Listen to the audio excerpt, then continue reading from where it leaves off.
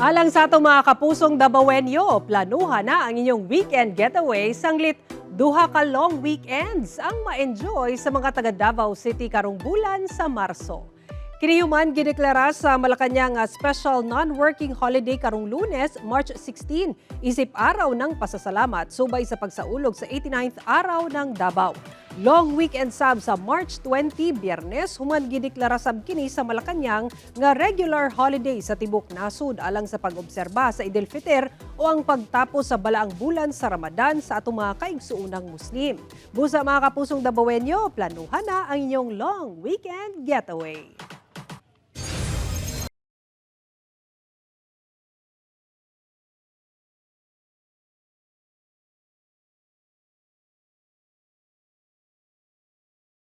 Natuman matud pa sa Independent Commission on Infrastructure kon ICI ang ilang tubong sa pag-imbestiga sa mga anomalya sa flood control projects sumala ni Pangulong Bongbong Marcos. Apan sa kabahin ni Vice President Sara Duterte, walay sinseridad ang administrasyon nga imbestigahan ug ipapriso ang tanang nalambigit sa korupsyon sa gobyerno. Ang detalye sa report ni Argil Relator. Adlang Webes diyang gi-turn over na sa Independent Commission on Infrastructure ngadto sa Office of the Ombudsman ang duha ka track nga gidaghanon sa mga dokumento labot sa ilang investigasyon sa aligasyong mga anomalya sa flood control projects sa nagkadaiyang lugar sa nasud. Setyembre sa milabay nga tuig diyang gimugna ni Pangulong Bongbong Marcos ang ICI isip usa ka non-partisan fact-finding body nga mao'y mangulo sa investigasyon sa giingong mga anomalya sa mga infrastructure project. Apan wala magdugay, usa-usa nga nag-resign ang mga miyembro sa ICI ug ang chairman na lang nga si former Supreme Court Associate Justice Andres Reyes Jr. ang nabilin.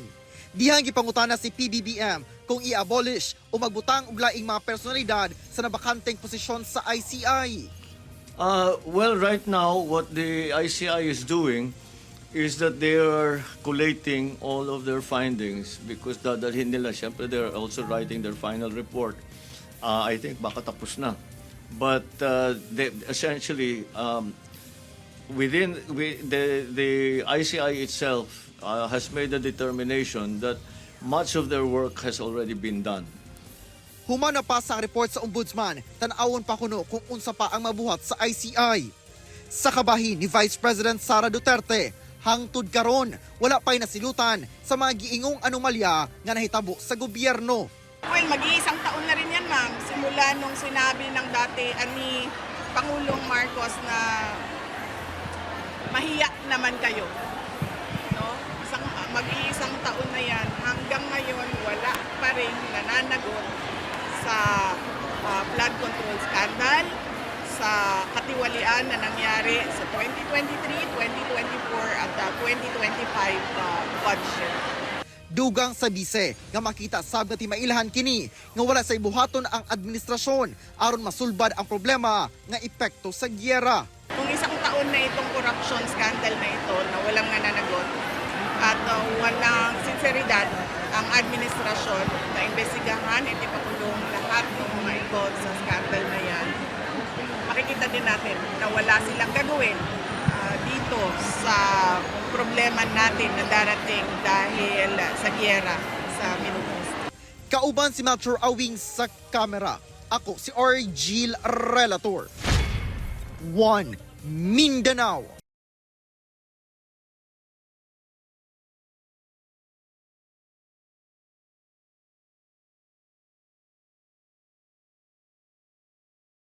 Samdan ang usa ka lalaking trabahante human nasunog ang usa ka mini resort sa Patikul, Sulu nga gumikan o posibleng gumikan sa problema sa linya sa kuryente.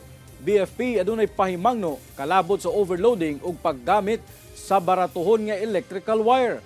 Ang detalye sa report ni Efren Mamak. Makita sa aerial video ang kadako sa kalayo nga milamoy ni ining usa ka gambalay sa barangay Anuling, Patikul, Sulu pasado alas 9 Miyerkules sa gabi. Ang nasunog nga estruktura usa di ay kabalay nga dunay swimming pool. Gumikan sa hitabo, nahimong alerto ang mga residente sa lugar. Gani ang uban kanila daw nagkaguliyang nga midagsa sa kadalanan duol sa nasunog nga lugar. Hinoon gilayan kining girespondihan sa kabomberuhan. Matud sa BFP, napakgangrang sunog sulod sa halos usa ka oras. Wala ray nadamay nga kasigbit nga mga kabalayan. Apan samdan matud pa ang usa ka lalaking trabahante sa mong resort human makahiagom og gamayng paso sa lawas. Padayon kining gipatambalan. Gituho ang problema sa linya sa kuryente ang tinubdan sa sunog. Sabi-sabi lang nila na baka daw yung electrical Pero we are on the process of investigating the cause of fire. Ginasuta pa ang kantidad sa nadanyos nga gambalay. Gumikan sa insidente, subling nagpahimangno ang BFP ilabi na sa mga business owner nga i-practice ang fire safety. Likayan ang overloading o octopus connection.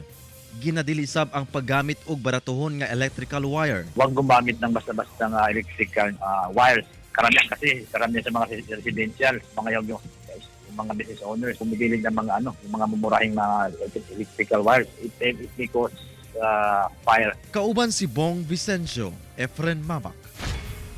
1. Mindanao.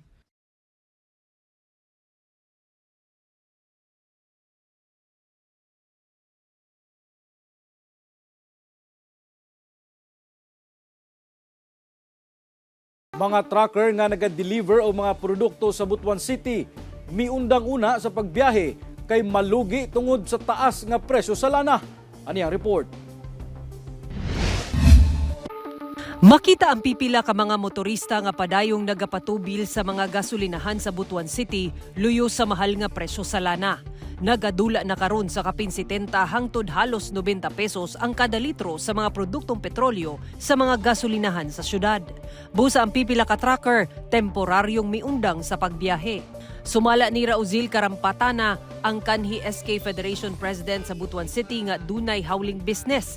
Mialma na silang mga trucker sa kamahal sa presyo sa lana. Mao nga mi-standby una sila aron makameno sa gasto sa pagbiyahe. Siguro masabtan na po ni namo tungod kay halos tanan man po na gasoline station o atong mga lumulupyo karon ang kapahulay tungod ani pagpalabay sa krisis.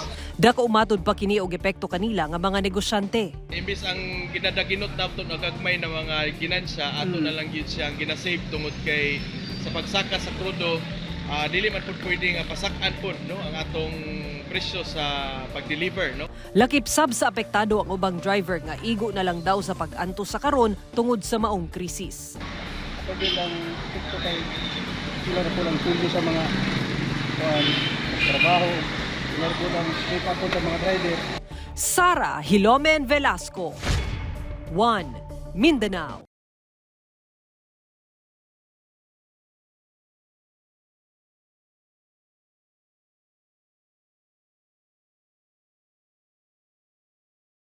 History made para sa Arellano Chief Squad. Human sila mag-7-peat sa NCAA Cheer Dance Competition.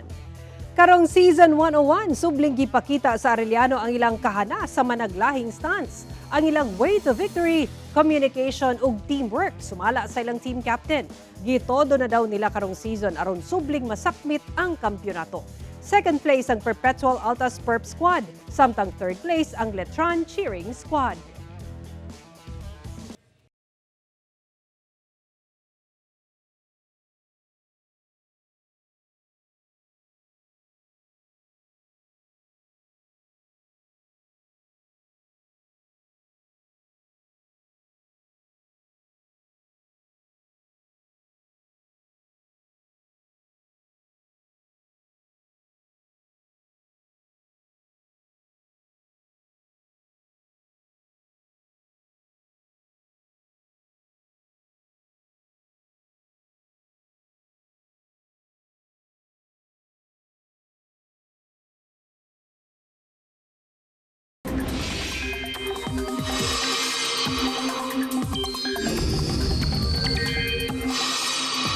Mihinay na og nahimo na lang low pressure area ang bagyong ginamonitor sa gawa sa Philippine Area of Responsibility. Hinuon wala pa sab kini epekto sa panahon sa nasod ug wala nagipaabot ang pagsulod niini sa PAR. Samtang padayon ang epekto sa hanging amihan sa Luzon ug Visayas, busa lauman gihapon ang bugnong panahon ug hangin lakip ang mapanganurong kalangitan nga dunay mga pag-ulan. Sa Mindanao dunay mga pag-ulan nga epekto sa localized thunderstorms. Base sa datos sa Metro Weather, ulanon ang Caraga Region ug pipila ka bahin sa Northern Mindanao. Posible gihapon ang mga kusog nga pag-ulan busa mag-igmat sa pagbaha o landslide.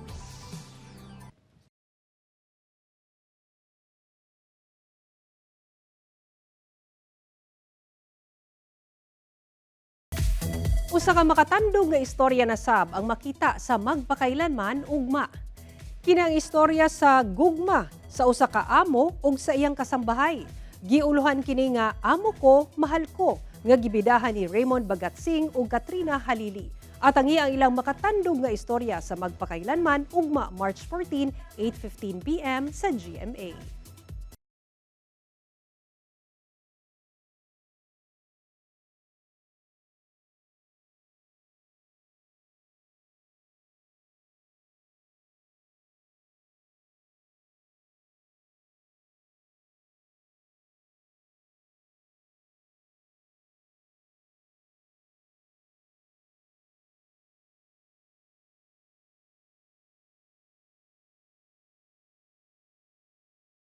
Pipila ka mga Army Reservist kauban ang kasundaluhan nagpahigayon og live firing exercise sa Maging, Lanao del Sur. Tulo ka adlaw nga training og live firing exercise ang gipahigayon sa 11th Field Artillery Battalion sa mga military reservist personnel gikan sa Iligan City ug Lanao del Sur. Kini aron masuta ang kaandam sa mga Army Reserve kung tawago na ang ilang serbisyo sa nasod gawa sa aktual nga paggamit sa mga high-powered firearm, combat maneuvering ug map reading. Gitudluan sab sila kung saan paggamit ang mga long-range capability sa kasundaluhan sama na lamang sa 105 howitzer cannon. Nanawagan ang kasundaluhan sa mga buot mo serbisyo sa nasod pinaagi sa pag-apil sa Army Reserve Program sa AFP. Hindi makalimutan ng ating sundalo ang procedure na gagawin nila pagdating ng fire mission.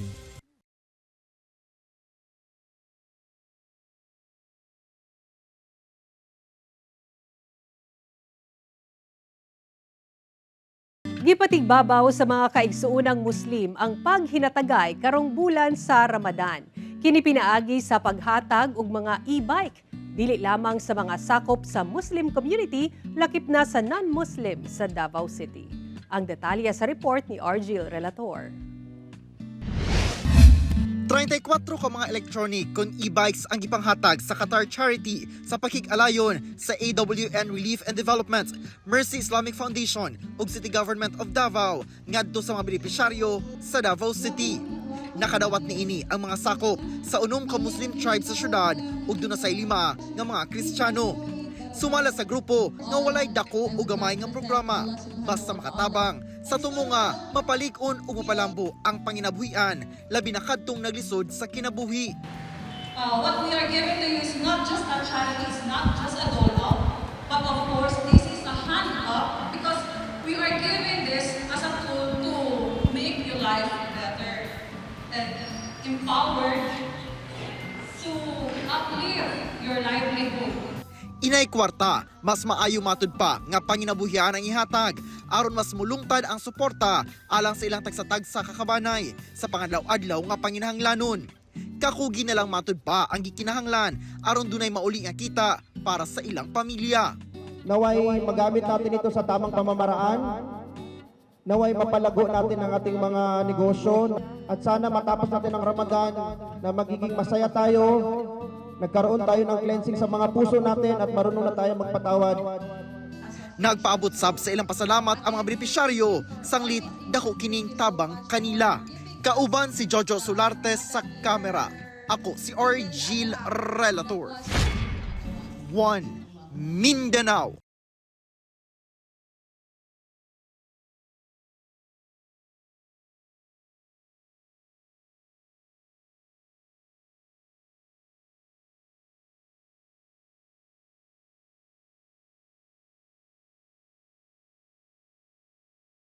Star-studded ang weekend sa atong mga kapuso sa Coronadal ug Davao City kay makisadya kaninyo ang pipila ka kapuso stars.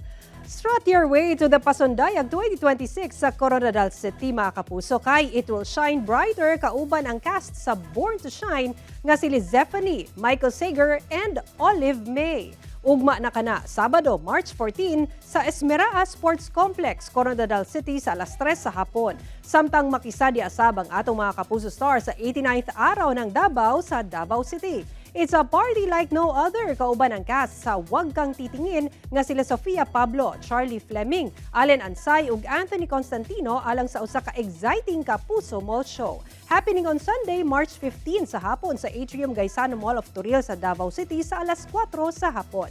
Kita-kits mga Kapuso og happy pasundayag ug happy araw ng Davao.